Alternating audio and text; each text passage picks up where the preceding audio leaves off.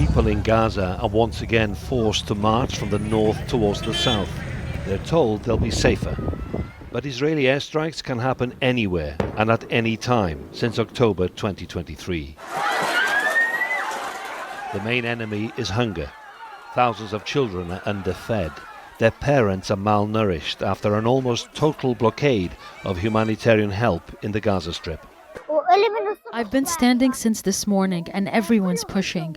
The numbers are huge just to get food. Everyone's rushing in. How can I fill my plate? I can't. Every day's like this. In the face of increasing international condemnation, Israeli and US authorities promised to share food before the end of May.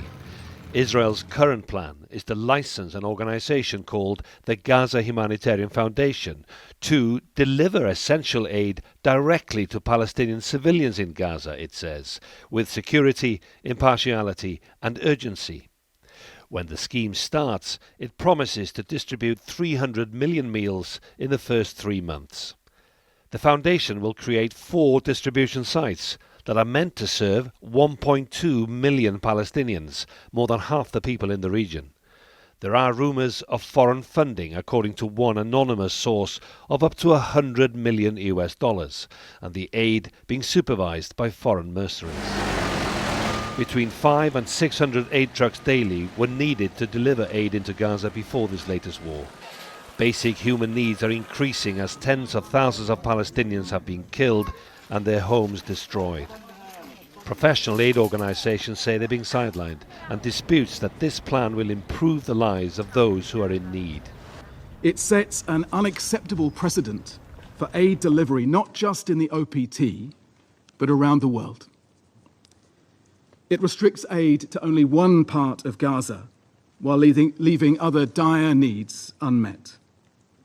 It makes aid conditional on political and military aims. It makes starvation a bargaining chip. After decades of cast-iron military support for successive Israeli governments, this current US administration says it's troubled by the Palestinian humanitarian situation. We're not immune or in any way insensitive to the suffering of the people of Gaza, and I know there's a plan out there that's been offered, that's been criticized by some, but it allows people to get aid without Hamas stealing it.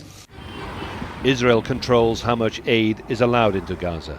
For almost 3 months, barely any food has reached those in need.